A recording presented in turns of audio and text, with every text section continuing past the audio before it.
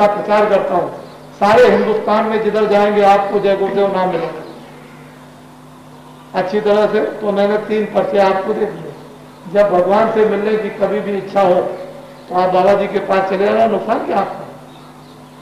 बाबा जी से एक जड़ी लेना, जड़ी दे देंगे और उसको घर में बैठ करके लगाना अपने कपड़े पर। कपड़ा किसको कहते हैं? ये बाहर का कपड़ा नहीं, मन पर, बुद्धि पर, चित्त पर, अंतःकरण पर, जीवात्मा पर उस बूटी को लगाना तो जन्म जन्मांतरों का मैल कट करके साफ हो जाएगा और ये दरवाजा खुल जाएगा। जब ये दरवाजा खुलेगा और ज्ञान चक्षु, दिव्य नेत्र, शिव नेत्र जब खुलेगा तो राम नाम रूपी मणि जो सूरज और चंद्रमा से भी ज्यादा प्रकाश करती है, वो सामने उसका दर्शन होगा। उसमें कितना आनंद है, कितना प्रेम, कितनी सुंदरता और कितना अमृत और कितनी शक्ति है। जब उसको देखोगे, दर्शन करोगे तो गदगद हो जाओगे। उसी से आप उछलोगे, छलांग मारोगे, कितना उसमें आनंद। ज्ञान है, जीवात्मा जान जाएगा। जुग जुग जन्म जन्मांतरों का होश हो जाएगा। सतयुग, त्रेता, द्वापर, कलयुग बीत गए, तब से ये जीवात्मा न मालूम कब से सो रही, वो जान जाएगी। और यहीं से जाने का रास्ता है स्वर्ग वैकुंठ। ब्रह्मलोक में यहीं से जाओ, लौट कर चले आओ। दिन में खेती का काम, बच्चों की सेवा, बैठ के 4 भाई बैठ के फिर निकल गए, फिर चले गए। जब कभी इच्छा हो तो आप चले आइएगा। और कृष्ण भगवान ने अपने समय में अर्जुन को ज्ञान चक्षु दिया, दिव्य नेत्र दिया और उसको देख करके वो बिल्कुल एकदम बेहोश हो गया। भगवान मेरी आंख खोल दीजिए नहीं तो मैं मर जाऊंगा। उन्होंने आंख खोल दी, कहा देखा ज्ञान रूपी अग्नि ऐसी होती है कि बर्दाश्त नहीं कर पाओगे। वो धीरे धीरे सुने सुने बर्दाश्त करो। तो गृहस्थ आश्रम के लिए ये अमूल्य वस्तु ऋषियों मुनियों महात्माओं ने आपको दिए। अब आपको एक नई बात सुना। आपके गांव में तो पहली बार आए, लेकिन अहमदाबाद में अभी कार्यक्रम हुआ था अभी पिछले साल में। ये तो 79 है, पिछले साल में 5 जनवरी को समाप्ति हुई थी साबरमती में। आपने देखा होगा, कोई ना कोई तो गांव का गया ही होगा, उसने देखा होगा कि करोड़ों नर नारियों का संगम हुआ था। और सतयुग आगमन साकेत महायज्ञ जिसमें 33 करोड़ देवता प्रसन्न किए गए थे। और किस लिए प्रसन्न किए थे कि आप भूखे मरते थे। कभी कहते थे चीनी नहीं, कभी गुड़ नहीं, कभी चावल नहीं, कभी अनाज नहीं। तो पहला देवता प्रसन्न किया था अयोध्या में सन 77 में, मई के महीने में। लोगों ने पूछा एक देवता को प्रसन्न करते हो तो क्या होगा? कि जनता को मिलेगा गुड़ और चीनी मिलेगी और चावल मिलेगा, और इतना मिलेगा इस देवता के प्रसन्न करने के बाद कि जो 30 साल में नहीं हुआ। फिर आपके साबरमती में हुआ, 6 महीने पहले ढंडोरा पीटा कि 33 करोड़ देवता पहुंच रहे और चलो अहमदाबाद। लोगों ने पूछा क्या होगा? उनको बताया कि इतना अनाज किसानों के खेतों में होगा जो 30 साल में नहीं। और 6 महीने पहले ढंडोरा पीट के ले आए और ऐसा कार्यक्रम साबरमती अहमदाबाद में किया जो आपके गुजरात में तो हुआ नहीं था। और फिर जब बालू साबरमती नदी की उठा के लोग ले गए और अपने अपने खेतों में डाला, और इस खेत की डाली हुई बालू का असर जब 50 मील तक गया तो इतना अनाज हिंदुस्तान में हुआ जो 30 वर्ष में नहीं हुआ। तब तक एक और स्वप्न हो गया कि अहमदाबाद में 33 करोड़ देवता प्रसन्न कर लिए, लेकिन हमको आपने नहीं बुलाया। वो किसने स्वप्न दिया? काशी विश्वनाथ बम बोले शंकर जी कि आप काशी आओ।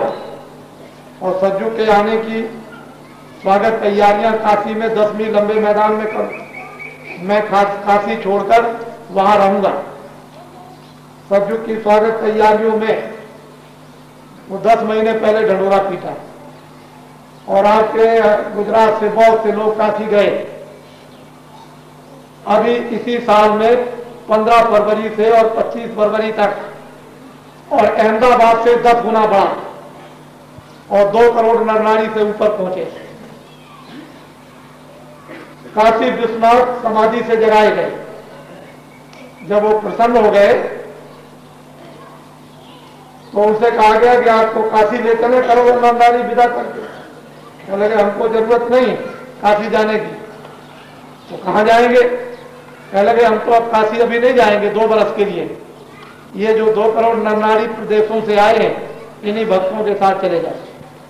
लेकिन इन लोगों से ये कहो 2 करोड़ से ऊपर नर नारियों से कि जल्दी से जल्दी गंगा की बालू उठाओ और फौरन जाकर अपने अपने खेतों में डाल दो, और इस खेत की डाली हुई बालू का असर 100 मील तक बराबर जाएगा और अब की बार इतना अनाज पैदा होगा जो कभी हुआ ही नहीं।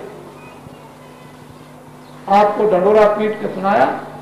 ऐसा नहीं था कि वो अमेरिका का गेहूं खाते खाते बीमार पड़ गए, चपटा रास्ते पर खड़े रहते थे। और 30 साल तक क्या दशा रही, कितना कर्जा और कितना आपने खरीदा।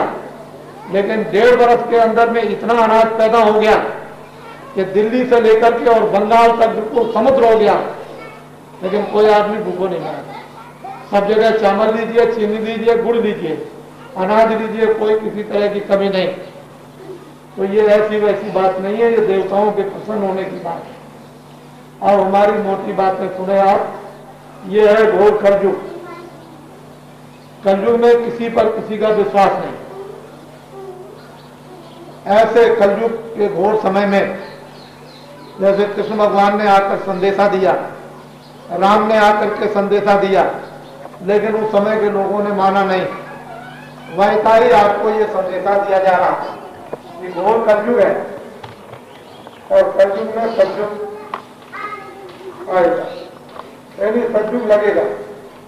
अभी सतयुग लगा नहीं, लेकिन सतयुग के लगने का चुगल बच गया, ढंडोरा पिट गया और कानों कानों तक कुछ ही वर्षों के अंदर ये सारे देश में लोगों को पहुंचा दिया जाएगा कि सतयुग आएगा, आप लोग तैयार हो जाओ।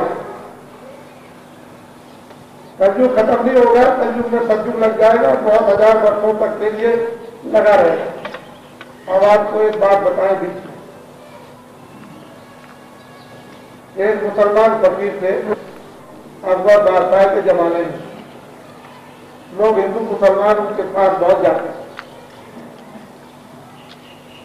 तो शुक्रवार को मेला लगता है उनके साथ दर्शन का। तो तमाम हिंदू मुसलमान गए और चारों तरफ बैठे और उनसे पूछा कि फकीर साहब आगे समय कैसा आएगा ये बताइए। तो वो तो आगे का समय जानते थे। उन्होंने कहा देखो तुमने पूछा है तो बताए देता। अभी मुसलमान की हुकूमत 300 बरस और रहेगी। 400 बरस अकबर बादशाह के समय तक हो गया, 300 बरस और रहेगी। पूछा लोगों ने इसके बाद क्या होगा? पहले इसके बाद में सफेद चमड़ी के लोग भारत में आएंगे और यहाँ आकर के तिजारत व्यापार करेंगे और थोड़े ही दिन में वो बड़े शक्तिशाली हो जाएंगे और मुसलमान बादशाहों को मार के भगा देंगे और सफेद चमड़ी वालों का राज हो जाएगा और वो सैकड़ों वर्ष तक राज करेंगे, ये लिखा। उसके बाद क्या होगा? तो वो फकीर लिखते हैं महात्मा कि एक कौमी आवाज उठेगी, एक मनुष्य की आवाज उठेगी और उस आवाज में नेता और लीडर पैदा होंगे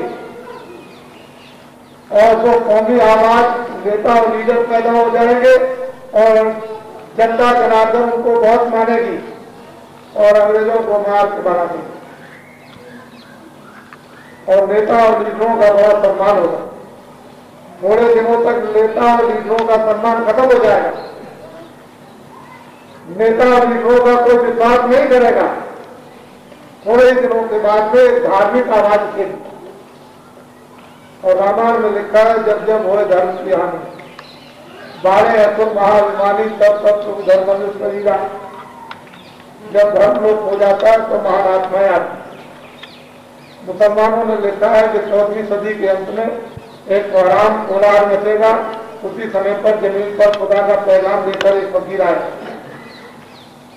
और सारी इंसान मनुष्य जाति को भगवान का संदेशा, खुदा का पैगाम सुनाए। तो ये वचन जो लिखे हुए हैं रामायण गीता में या वेदों और शास्त्रों में, ये झूठे नहीं। समय का परिवर्तन होगा।